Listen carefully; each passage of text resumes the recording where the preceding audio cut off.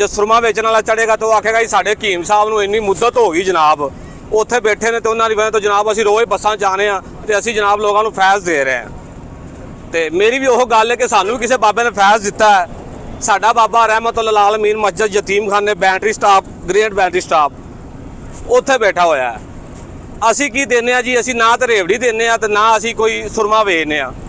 ਅਸੀਂ ਜਿਹੜਾ ਦਰਸ ਗੈਰਤ ਈਮਾਨੀ ਦਾ ਸਿੱਖਿਆ, ਅਸੀਂ ਅਲਹਮਦੁਲਿਲਾ ਖਤਮ ਨਬੂਵਤ ਤੇ ਨਮੂਸੇ ਰਸਾਲਤ ਤੇ ਗੈਰਤ ਈਮਾਨੀ ਦਾ 2 ਮਿੰਟ ਦਾ ਦਰਸ ਜਿਹੜਾ ਉਹ ਮੈਂ ਕਿੱਥੇ ਵੀ ਹੋਵਾਂ, ਅਦਾਲਤ 'ਚ ਹੋਵਾਂ, ਕਚਹਿਰੀ 'ਚ ਹੋਵਾਂ, ਸਕੂਲ 'ਚ ਹੋਵਾਂ, ਥਾਣੇ 'ਚ ਹੋਵਾਂ, ਬੱਸ ਦੇ ਵਿੱਚ ਹੋਵਾਂ, ਮੈਂ ਆਪਣੀ ਡਿਊਟੀ ਸਮਝ ਕੇ ਅਲਹਮਦੁਲਿਲਾ ਜ਼ਰੂਰ ਬਿਆਨ ਕਰਨਾ ਵਾ।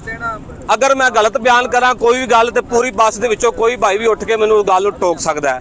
ਅਗਰ ਮੈਂ ਗੱਲ ਸਹੀ ਕਰਾਂ, ਸਮਝ ਆਵੇ ਤੇ ਮੇਰੀ ਜ਼ਾਤ ਤੋਂ ਆਪਣੀ ਜ਼ਾਤ ਤੋਂ ਹਟ ਕੇ ਇਹ ਸੋਚਣਾ ਕਿ ਗੱਲ ਕਿਹੜੀ ਹੋ ਰਹੀ ਉਹਨੂੰ ਅਗਾਂਹ ਵੀ ਪਹੁੰਚਾਉਣਾ ਹੈ ਤੇ ਆਪਣੇ ਬੱਚਿਆਂ ਨੂੰ। कभी कभी खामोश हो जाना भी बेहतर ही होता है, बजाय इसके कि हम लोगों को सुना सुना कर बताएं कि हमें कैसा महसूस हो रहा है।